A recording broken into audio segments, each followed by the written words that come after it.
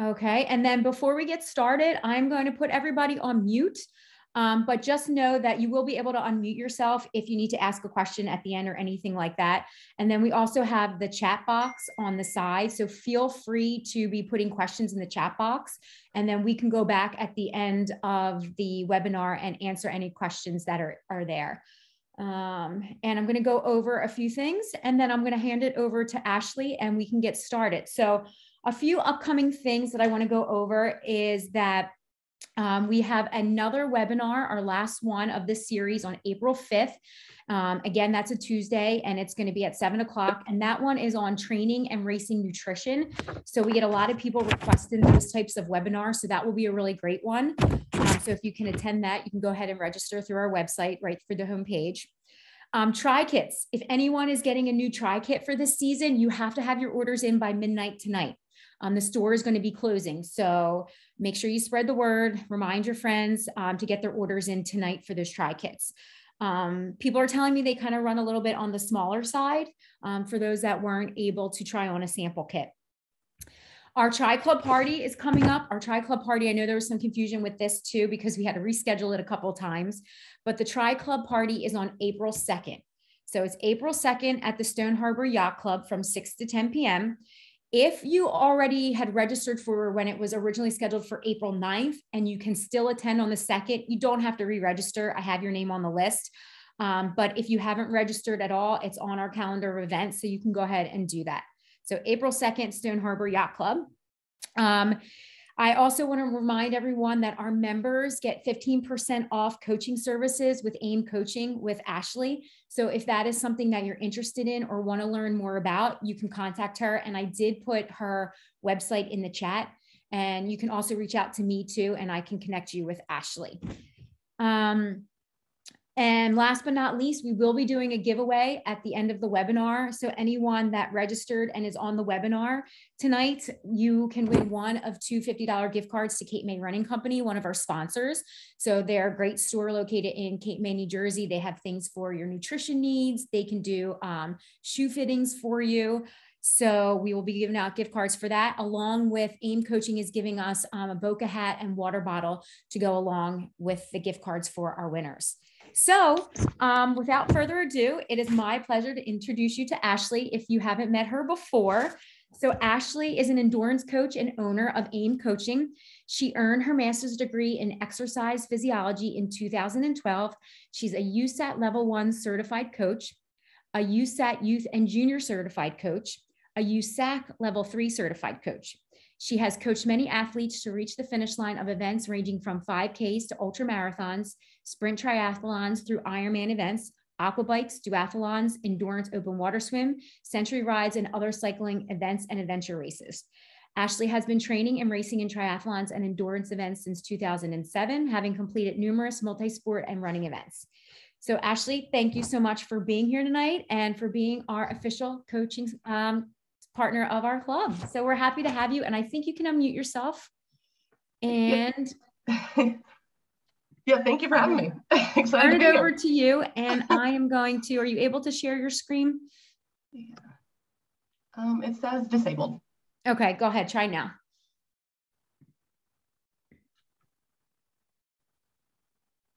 All right, can you see me? Or my screen, technically? Yep, I can see it. Okay, great. Awesome. Yeah, thank you so much. Excited to be here, excited for tonight and talk about strength training. So we'll just get started.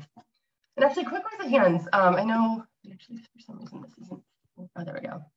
Quick raise of hands for those that I can see. Does anyone currently do strength training as part of their training for endurance events right now? If you do, raise your hand. Okay, awesome. Yeah, so there's some. That's good. Okay, so that's good. Yeah, so today we're going to talk about the goals. So the hows and the whys of why we should incorporate strength training into our endurance training, not only to maximize our performance for endurance training, but also to live the best quality of life that we can possibly live, reduce risk for chronic disease, osteoporosis, things like that throughout our life. So talk about the goals. And then we'll talk about periodization. So we'll dive a little deeper into the design of your strength training throughout the year and what that looks like and what that can look like. We'll talk about frequency. Then we'll actually talk about program design and how you weave your strength training into your swim, bike, and run training and how you can best do that. Then we'll talk about important concepts and considerations. And then lastly, we'll talk about nutrition, specifically relating to strength training. So for goals, so like I just mentioned, strength training is a critical component to achieve your highest potential in endurance sport. You're always going to be limited if you don't include strength training into your endurance training. Research has shown on multiple occasions that strength training improves our muscular strength and power, which again, that translates to better power and speed on the bike, better power and speed on the run.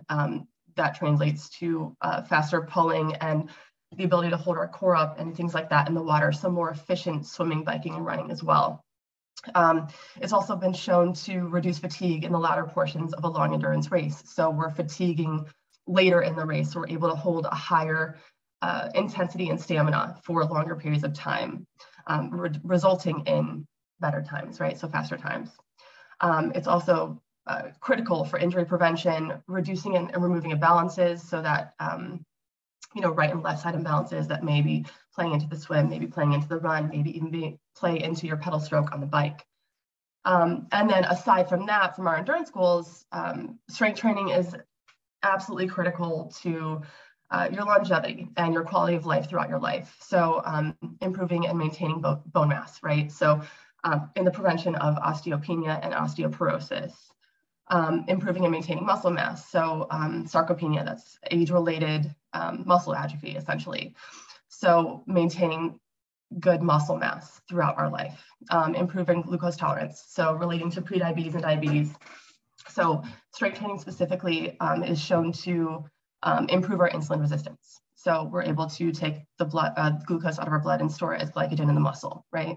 So very good for preventing prediabetes and diabetes.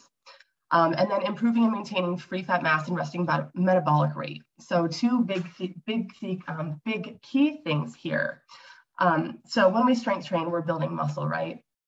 And as we build muscle, our muscle just existing in our body uses more energy at rest than our fat mass does. So by building our muscle mass, we're actually, and not necessarily by bulking up and hypertrophy, meaning our muscle mass gets bigger, but just by building muscle mass, our resting metabolic rate is higher than if we were to not do strength training, if we weren't trying to build our muscle mass. So that's one big benefit. Another benefit is after strength sessions, our excess post-oxidant consumption, which is essentially calories that we burn after our strength session, just coming back to our normal homeostasis, is higher for hours and hours afterwards, up to a day and a half. So we're burning calories longer after strength sessions and high intensity interval sessions too. So that relates also to your aerobic high intensity sessions than if we weren't to do strength training, right? So it's really big with maintaining free fat mass and just with our weight management in general. So many reasons why to incorporate strength training, and this doesn't even list all of them, but it gives you good insight as to why we do this for our performance in endurance training, and then also just to live a long and happy, healthy life. With that being said, hopefully I have you convinced. And this is where we begin. So a lot of times people ask the question, how do I get started with strength training? What do I need to consider?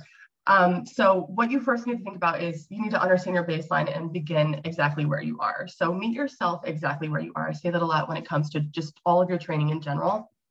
But here's a list of things that you might want to consider. So think about your training history, the races you've done. Have you done strength training in the past? If you have, what did that look like and what did it result in? Do you have a history of injury? Have you had surgeries?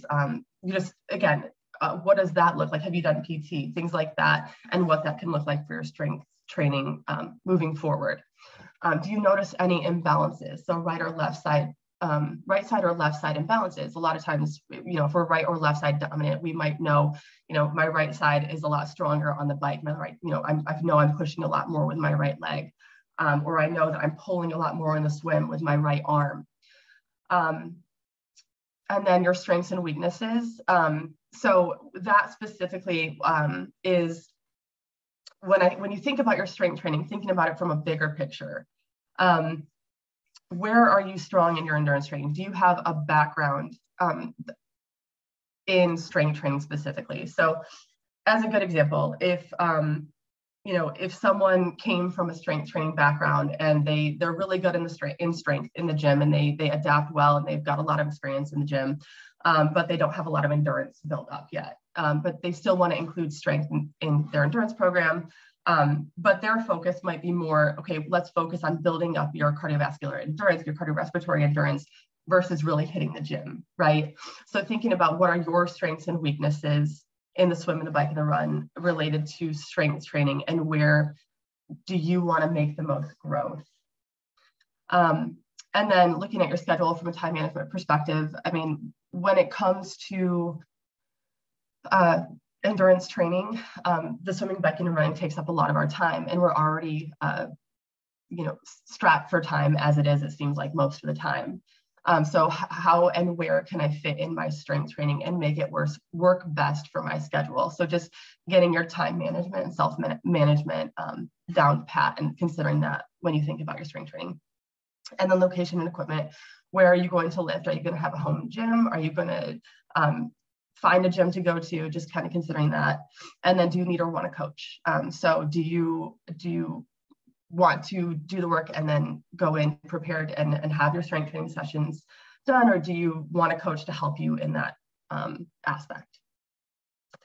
So considering those things, and then the last thing I always like to say is just make sure that you're seeing your PCP before you begin training, and then obviously make this a priority annually. But it's just always a good thing to go and see your doctor before you begin in any sort of training program, especially when it comes to strength training. With strength training, our blood pressure can get really high, especially if you're using very heavy weights. And so if you have hypertension to begin with, it's just a really good thing to go and see your doctor and just make sure that you're in the clear. Research has shown that even if you do have hypertension or other chronic diseases, strength training is still very good and recommended. But again, always a good thing to see your PCP before you start any sort of training program. So strength included. So with that being said, when you start a strength training program, it's always best to start with the general guidelines of strength training. In a minute after the slide, we're going to talk about periodization for strength training, and we'll talk about lifting heavier loads and designing our strength training strategically throughout the year. But when you first start your strength training, it's best to follow these guidelines and adapt to strength training and just get used to doing the movements, doing the lifts, even if it's just with body weight only at first, because we want to allow our bodies need to adapt. And so just like with our run training, our cycling, our swimming, we have to start slow and take it one step at a time, right? And we want to make that consistent. So it's the same thing with our strength training. You want to start slow body weight exercises, not necessarily 8 to 12 reps is the recommendation here, but and again, not a heavy load to go along with the reps that you're doing. So we're just adapting to the exercise at hand. So I talked about this in the last presentation. These are the general guidelines based on the American College of Sports Medicine. So you want to start out about 2 to 3 days per week, and you want to space those out 48 hours apart. So every other day, essentially. So you could say Monday, Wednesday, Friday, I'm doing my strength sessions. You want to target all your major muscle groups. And you want to have 2 to 4 sets with 8 to 12 reps per set. So we're going to talk about a little bit later what that means specifically, and what reps means, circuits, rest, and sets mean. But essentially, each exercise, you should have about 8 to 12 repetitions. So if you were doing bicep curl, you would do that 8 to 12 times, and you would do that 8 to 12 times, 2 to 4 times. So you would take 2 to 3 minutes rest between each exercise and then do that 2 to 4 times. And then with strength training, technique is the most important factor. Never sacrifice technique for speed or the use of heavier weights. And I say this a few times throughout the presentation, but it's really, really important to make sure that with the strength training that you're doing, with each exercise that you're doing, that you know how to move correctly. Because if we're not moving correctly and we're lifting heavy loads, that's just going to increase our risk for injury. So just making sure that you are knowledgeable on how to lift correctly, and if not, and you're at a gym, find a person there, find a trainer there, and ask them how to do whatever exercise it is that you're doing. It's always best to ask and not assume, or not watch others either and assume that they're doing the movement correctly, because a lot of times others may not be doing the movement correctly. So just knowing that ahead of time. It's kind of like sighting in open water. If you assume someone's sighting on course, they're usually not.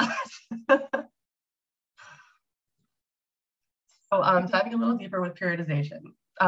So these are the 4 different phases when you think about strength training, and how that can look over the course of a year as you weave this into your endurance training. So I'm talking about periodization, but if you don't know a lot about periodization, that's still okay. It's just, you'll still get a lot of good knowledge out of this. And I'll point you to the most important components here. But there's 4 essential phases. So we have anatomical adaptation, max transition, max strength, and strength maintenance. Now, anatomical adaptation and max transition, the first 2 are, you can kind of think of those as very similar or almost the same phases. So we're being accustomed to the exercises and gradually adapting to heavier loads.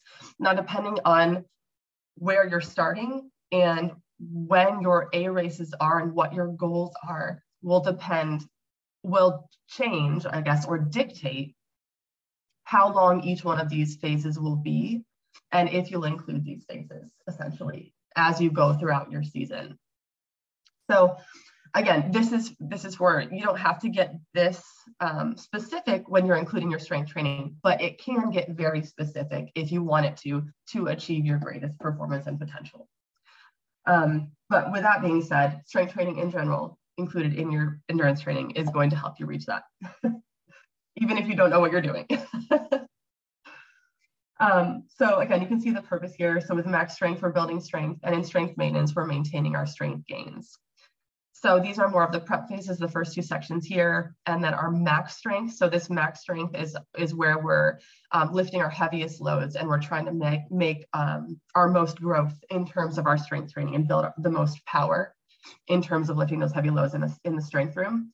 And then for the most part in season, and again, if you're familiar with the different periods in season, we're more so going strength maintenance. So think of max strength. You could think of it as off season, or it could be in season if your races are spread pretty far apart from each other. But think of this as off season work, and then think of your strength maintenance as in season work. So again, kind of back to our endurance training, our swimming, biking, and running, it takes up a lot of our time, but it also takes up a lot of our energy. And we want to put forth a good amount of energy in our swimming and our biking and our running, making sure that we're getting the volume and the intensity in on the swimming and biking and running to do our due diligence there and make sure that we're achieving what we need to for the race. And with strength training, if we're lifting heavy loads in season, what that does is it can take away from what we can achieve in our endurance training sessions in the swim, bike, and run in season, right? So that's why we want to maintain the strength gains that we've built from the off season in the in season, if that makes sense. So the off season is where we make our biggest gains in strength. The in season is where we then maintain those strength gains, and then we kind of go throughout the season. Then breaking this down a little bit more, you can see here what it might look like. And again, this can change and fluctuate depending on what your goals are and where you're starting, and then what your goals are and when your A races take place. And by A races, I should, that means essentially what your biggest races are of the season. So if you're doing IMAC, my A race is in September, and I have from now until September to train. And so what could that look like from your strength training perspective, right? So again, looking at anatomical adaptation and max transition, again, you kind of think of these as the same 2 phases, if you would, where we're preparing, learning how to lift essentially and getting used to the movements, and then starting to get used to a little bit heavier loads. So we might be moving from body weight to using heavier weights here. So this is total sessions in this period or this phase, and then sessions per week, and then the percent load of your 1 rep max. So again, 1 rep max does not matter. You do not have to know your 1 rep max to know how to lift or how to base your strength training and how to know what amount you should be lifting in each session. But if you do know your 1 rep max, and that is something that you do incorporate, this is the percent that you would base your strength training off of. Okay, so you do not need to know this number. There's actually, you can do equations. There's prediction equations that you can actually find or estimate your 1 rep max based off of doing 4 to 6 reps of a heavy load. Or when you're doing your strength sessions, a really good rule of thumb versus basing anything off of a percent 1RM is to say, I know I need to do 8 to 12 reps, again, as an example, and I need those that last 11th and 12th rep. I want this weight that I'm holding to be heavy enough where I can barely squeak out rep 11 and 12. So you really want your weights to be heavy that you're lifting. You're going to the strength room or the gym, right, to lift weights and to make those strength gains. So take advantage of it and really maximize what you're doing and use the right weight to get you to that spot where those last 2 reps are difficult and almost impossible to put out, but also not too difficult where you're sacrificing your form or technique, right? And then here's the recommended recovery here as well. So again, this is just looking at each one of those phases. And you can see throughout the year, so this would be these first 3 you can kind of think of as your off-season work. And then strength maintenance would be your in-season work. So for your max strength, again, it's heavy loads, lower reps. And then for your maintenance, it's going to be, you could think of this as 8 to 12 reps here, which is generally what I do when I write strength training for the strength maintenance phase. And then a little bit heavier loads. Does that make sense? Can I get some head nods, hopefully? Okay.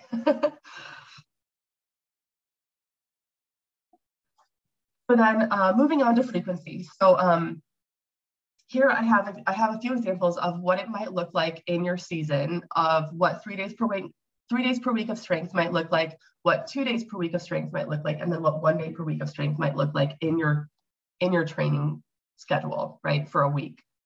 So you can see here, I did this actually in the last session that we did, but we've got the swim, bike, run, and strength and flexibility. So then each day of the week, and then you can see each session broken down.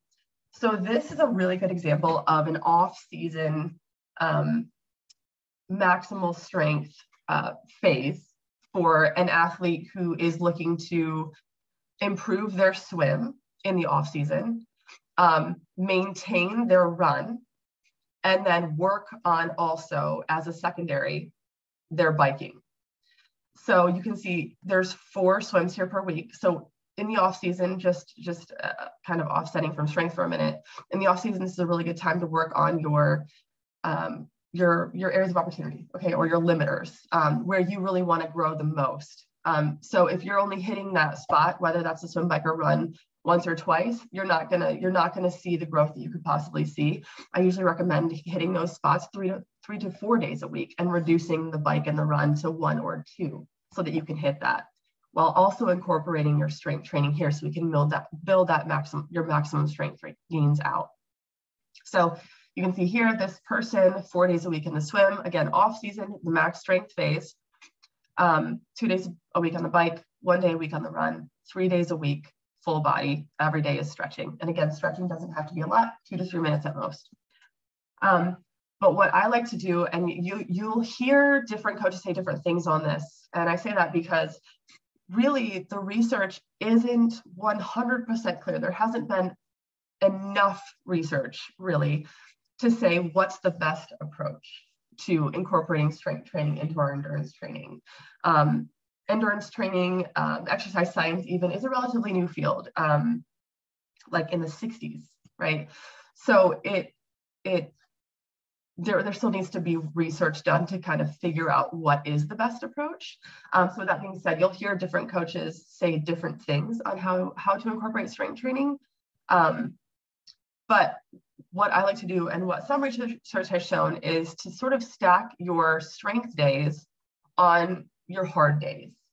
So you want to make your hard days hard and make your easy days easy so that you're recovering well and you can make your max adaptations and growth and recovery on the recovery days. So you can see here the first full body strength session is on the day of a field test. So a field test is basically, it's a hard day on the bike. This person's going to go out and they're going to see how much they can do in 20 minutes on a field test on the bike. And then they've got a hard strength session later on that night. The next strength session, they've got a tempo run. So again, a tempo run, you're pushing that lactate threshold. You're pushing your pace on the run. And then a full body strength session again later that day, or directly afterwards. And then on this day, we've got endurance swim. So we've got a long swim and then a full body strength routine. So then looking here, this is a 2-day per week strength program. Again, looking at a maximal strength phase. So again, off-season work. And this person here, just again, as an example, focusing on the swim and the bike, making the bike more so a focus and getting in some good run and then 2 days a week of strength.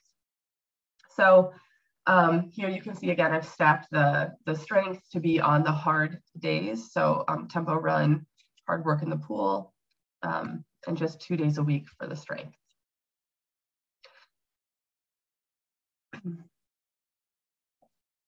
And then the last one, so this is maintenance. So 1 day per week. Again, this would be your in-season work.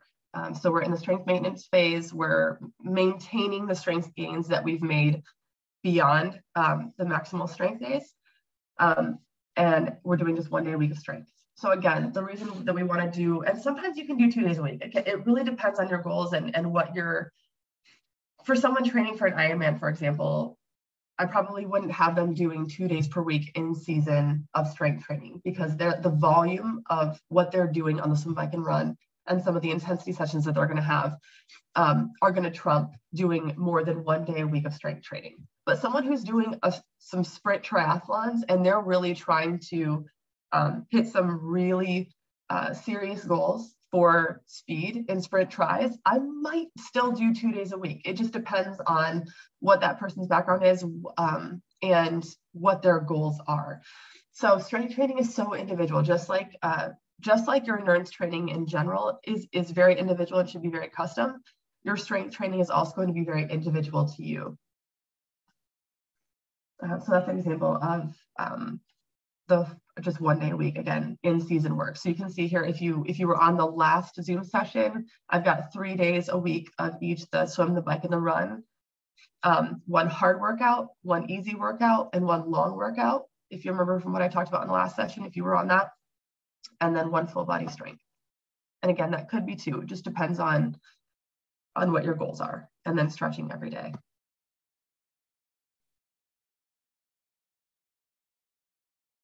So then session design.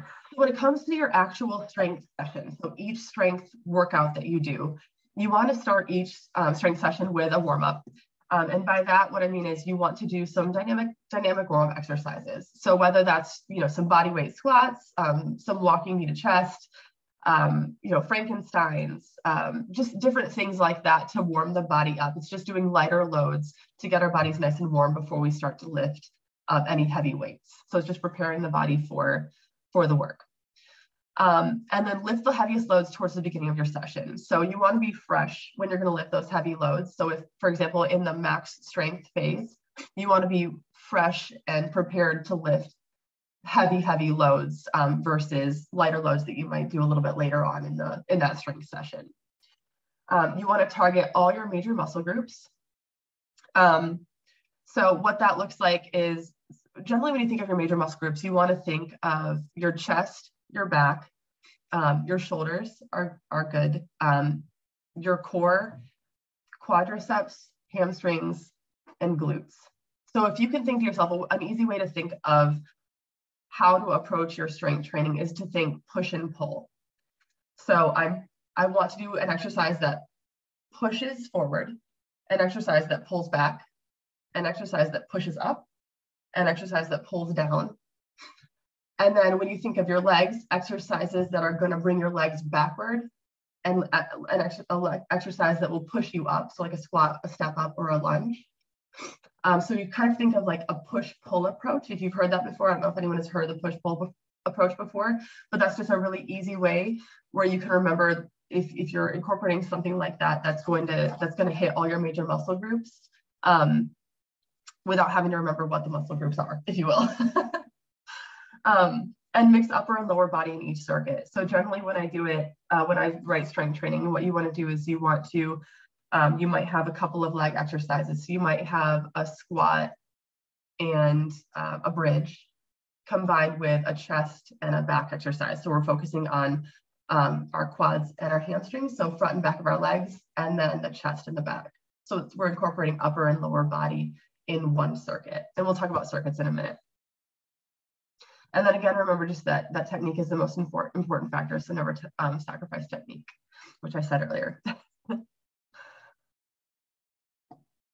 So some other concepts, build the basics first. So when you're doing strength training, it's really important to remember you don't have to do fancy exercises that are just heavily involved, if you will. Your basic squats, deadlifts, lunges, planks, those exercises, those core exercises are really, really good. And you want to build the basics first before you then go advance to other exercises. Because if you're not, just like with our cycling and our running and our swimming, if we're not building the fundamentals, we're putting ourselves at increased risk for injury later on when we're lifting heavy loads and we're not able to hold those heavy loads and hold our body in the right position to hold those heavy loads, if that makes sense. So really make sure that you're building the basics first and doing those foundational movements before you start to add to them or get them more complex. So that include exercises focused on all planes of motion. So you can see the 3 people down here at the bottom. Each person down there is doing an exercise in a different plane of motion. So we've got our sagittal plane, our frontal plane, and our transverse plane. So we're in our sagittal plane all the time, and we're swimming and biking and running in the sagittal plane all the time. So you can think of the sagittal plane as being forward and backward, right? So as we're running, we're moving forward and backward. Our legs are moving forward and backward. As we're biking, same thing. As we're swimming, we're pulling forward and backward. So we want to incorporate our strength training exercises in that plane. So doing things like squats and lunges and things like that, like the first guy is doing. But we also want to make sure that we're doing exercises in the frontal plane and the transverse plane. So the frontal plane is motions of bringing our body out and in, right? So movements of our arm out and back in, movements of our legs out and back in. So we're hitting those abductors and adductors. And then the transverse plane is rotational exercises.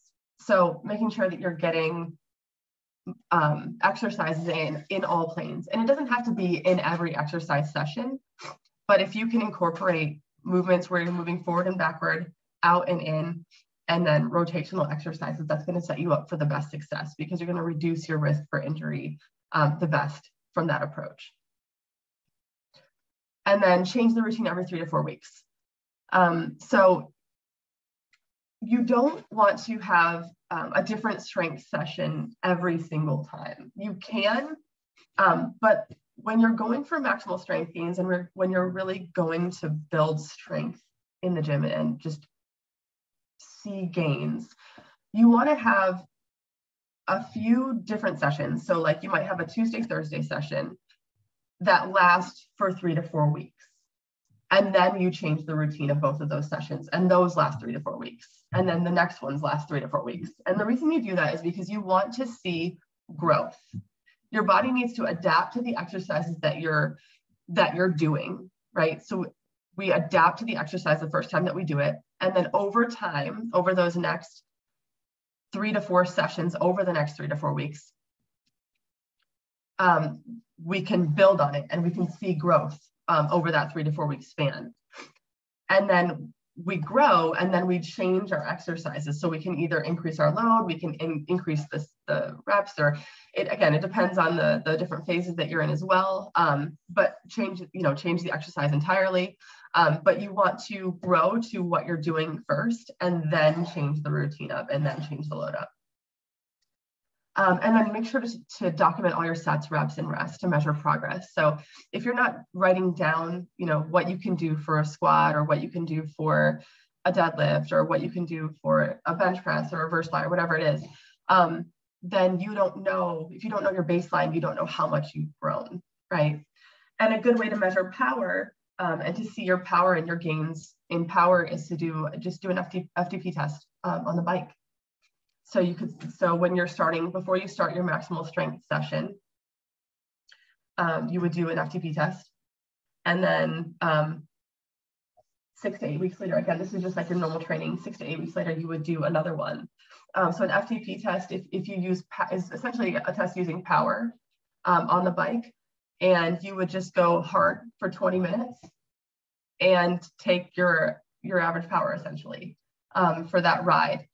And then compare it to each session. So you would compare the one that you did after your strength training, that 6 to 8 week period, to the one before it, and you would be able to see some progress there specifically with your power. But other than that, with your strength training in particular, you'll know by, are you able to lift, from 10 to 15 pounds to 20 pounds. So here's an example of just a program of a strength training session that you might see in the maintenance phase. So I wrote this out like this so you could get an example and understand what sets, reps, and rest means and how that might look, and also what a circuit is and how that might look. So in this session, you can see there's a warm-up, and that just consists of several different exercises, and you can see the reps involved for each one. So you've got the thoracic spine mobility with a foam roller. So that's foam rolling for 1 to 2 minutes. And then you've got complete 2 sets of the following circuit. So there's a circuit within the warm up. So body weight squat, I-raise, raise, and then wall lateral pull down. So you can see that each one of those has a designated amount of reps, and that those 3 exercises consist of 1 circuit.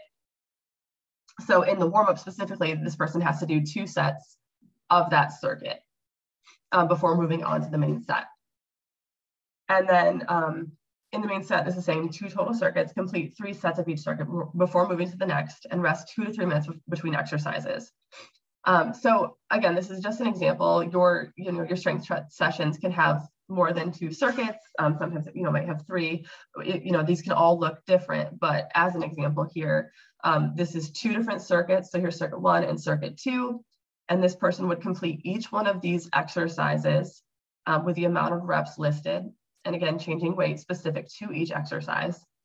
And then they would go through it again, and then 1 more time, and then they would go to circuit 2. And resting 2 to 3 minutes between each exercise. And then they would do their stretching.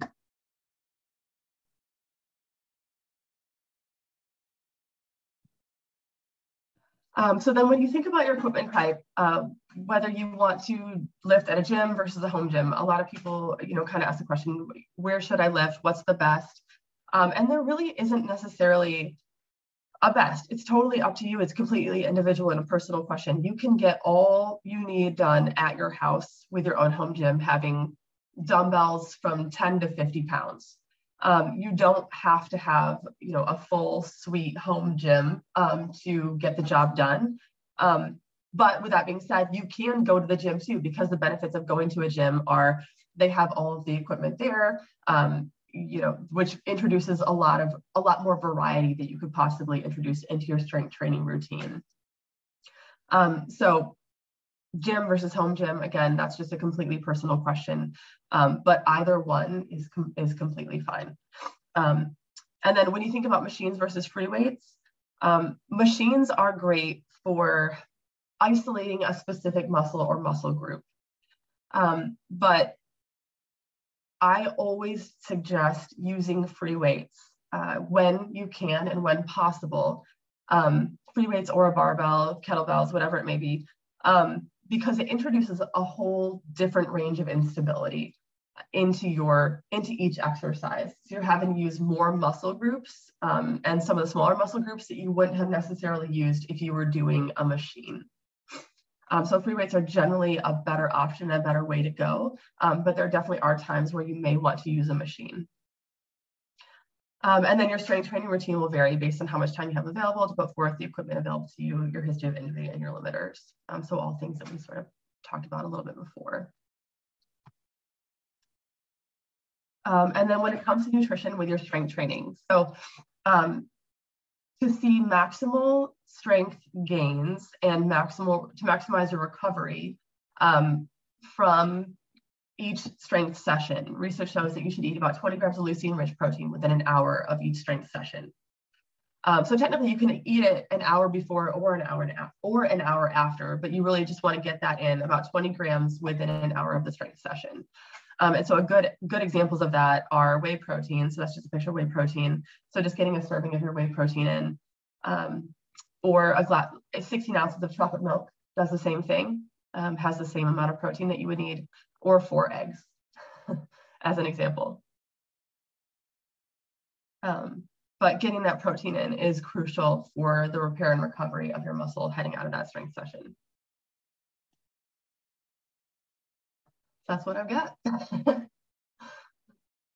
guys have any questions? I don't know if there's any questions that came through as I was talking. Yeah, Ashley, I have a question. Yeah.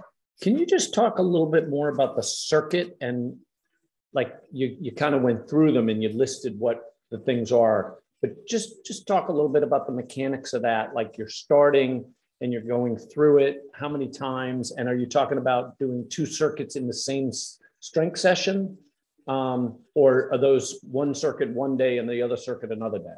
Yeah, that's a good question. So you're talking about the slide that I'm on right now, right? The specific slide? Yes. Okay. Yeah, so with this one, this would be one strength session in particular. So this is one, like if I were to lift today, this whole thing would be my strength session today. So this is the warm up here. So these 2 sections are the warm up. So it's just a little bit of foam rolling to open up the chest and open up the shoulders for really for the swim specifically. That's what that's targeting. Completing 2 sets of this circuit here. So bodyweight squat with PVC. So you would do 12 reps of a bodyweight squat holding up a PVC. And then you would do essentially a back exercise on the stability ball 6 times. And then a wall lat pull down 10 times. And then you would do each one of those exercises again at the number of reps listed. And then you would move on to the main set. So the warm-up is done. So then you would go to circuit 1. So you would do a barbell squat. So you would squat with a barbell 6 times. And again, 6 is a kind of a heavy load. And then the single leg deadlift 8 times. And that's per leg, because a single leg deadlift is 1 leg at a time. And single leg, single arm exercises are also really good. That's kind of like using dumbbells. It just isolates one specific leg or arm and really helps to remove imbalances that may exist between right and left side. So single leg deadlift, and then bent over row 8 reps, and then push up 12 reps. And then you would do that again. So then you would go barbell squat 6 reps, single leg deadlift 8 reps, bent over row 8 reps, and then push up 12 reps. And then you would do it another time for each one of these exercises. And there would be a 2 to 3 minute rest between each exercise. Oops, I didn't mean to do that. There we go. And then you would move to circuit 2. Then you would do the kettlebell swing 8 times, skater hops 12 times, and the stability ball squeeze 12 times, and then a plank for 60 seconds. And then you would do each one of these things again, and then do each one of these things a 3rd time. And then you would stretch. And so this is actually one of the reasons why, if this feels like a lot, this is one of the reasons why we only include strength in season, because this is a good example of an in-season program, once a week, or at most twice a week, but generally just once a week, because strength can take a good amount of time. It doesn't have to, and you can, again, every strength program should be very custom and very individual to each person. But this is just a good example of a well-rounded strength routine that, again, does take a lot of energy, and it can take, this could take 40 to 45 minutes to complete, maybe a little bit longer. So I don't know if does that answer your question? Absolutely, thanks. Yeah. Do we have other questions? Hey, Ashley, I wanted Yeah. to piggyback on the same slide. I've started watching some stuff about calisthenics, pretty much using your body weight instead of actual weights. But when they were describing circuits, they were talking about going through each exercise with no break in the middle and then breaking at the end of the circuit for 2 to 3 minutes. Is there really any benefit to that if you are doing regular cardio, or is that just insane at that point? Yeah, so it depends. There's many different ways to strength train. What I've represented here is the most effective way to strength train and make the maximal gains for our endurance training. With that being said, you can do your strength training in a variety of ways, and so there are ways that with calisthenics, with using body weight exercises or by doing high reps. You're using much less load. And so your rest in between can be much less. So the reason for here what I've listed here for the 2 to 3 minutes rest is that we're lifting heavier loads and therefore need more adequate rest to be able to make the most gains out of the next exercise we're doing, and then the next exercise, and then the next exercise. But if you're lifting less weight, or you're doing body weight, or you're doing higher reps, more hypertrophy goals, then you would need less rest in between each one. That's a good question. That's a really good question. Because that makes perfectly good sense. Thank you. Yeah. That kind of goes along with my question that I put in the chat box. If you enjoy like Pilates or a power vinyasa yoga, would you consider that as a strength training day? Like when you incorporate that into your workouts? So it depends on the Pilates. Pilates definitely is more strength based than yoga. So yoga is a lot of isometric strength training, meaning you are holding a pose and holding the pose, holding the contraction for longer periods of time, which is strength training.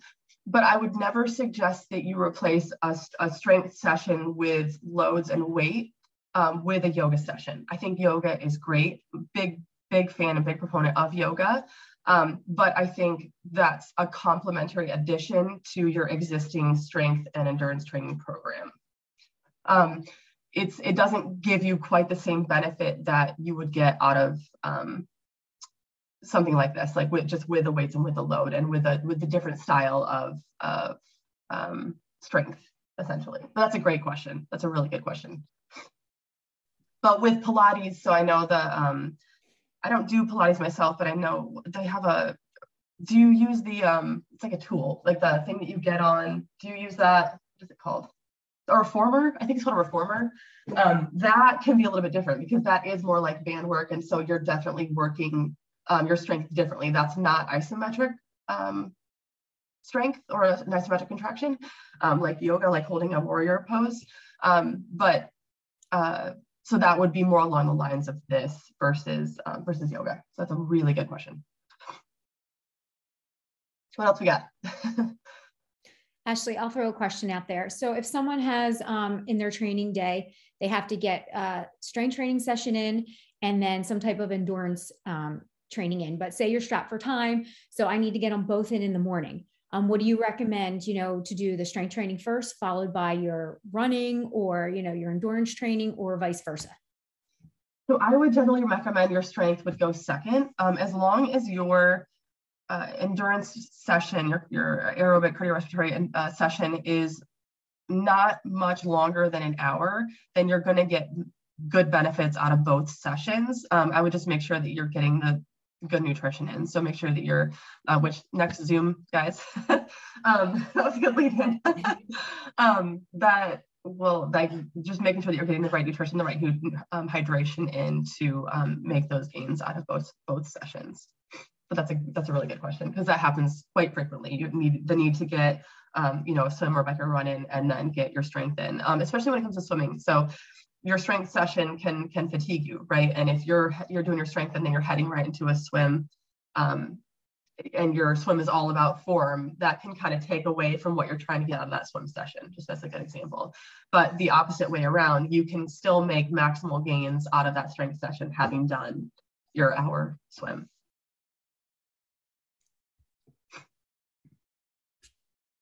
Does anyone have any other questions? No, I don't see anything in the chat box.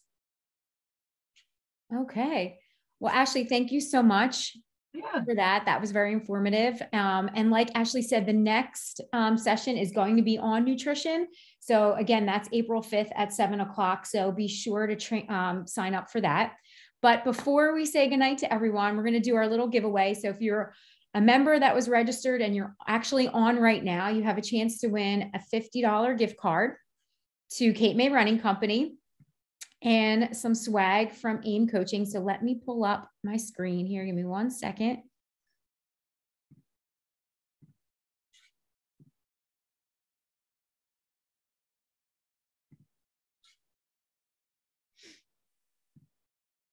Okay, can everyone see that?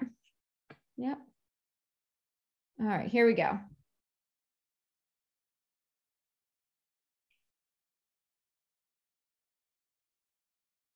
Oh, Catherine Riley, are you on right now? If you are, yep.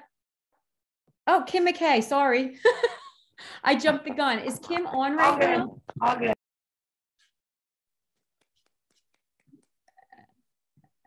I can't see. Kim, did you say you were on?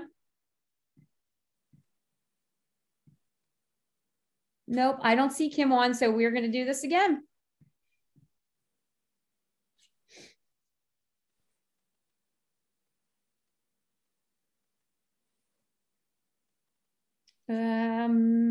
Michelle, I don't think Michelle's on either. I didn't see her name. Michelle, are you on?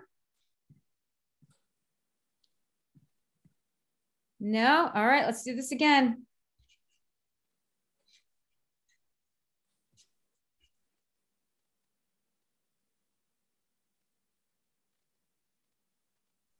Bobby, are you on? All of our winners have ditched us tonight.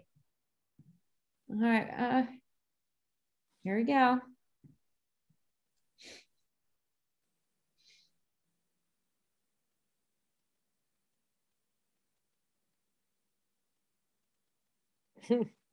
Oh my goodness. You're going to have to edit your wheel for who's on that night. I know. I'm going to have to try to be doing it while Ashley's talking next time. Well, I think what I could do if someone pops up and they're not here, I can remove them. Jen, are you on? There's a couple of Jens that I see. Here, I'm here. Yay, Jen, you're our winner. So Jen, I'll reach out to you and get all the information I need to send you your goodies. All right, let's do. Thank you. You're welcome. Okay, let's do. We got one more winner.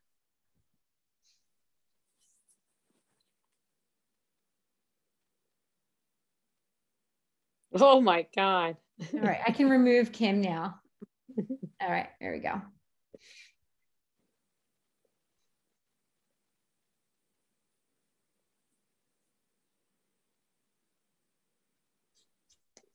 Jessica, are you on? I don't think I saw Jessica. No, I didn't see Jessica. All right, come on. It's going to be longer than Ashley's presentation. Okay, is Katie on? Katie, you're on, right? Oops. Yay, Yes, Katie's I'm on. here. Yes. All right, Katie, you're our second winner. All right, so we'll get in touch with you guys and make sure that we get you your goodies. So again, I just want to thank everyone for joining us tonight. I hope everyone is, doing well in their training. And again, AIM Coaching does offer 15% off. So if you are interested, please reach out to Ashley or myself and I can put you in touch with her. So thank you all. We hope you enjoyed it and have a great evening. Thank you. Thank you. Oh, and track tomorrow night at 6 p.m. Thanks, Nick. That's right.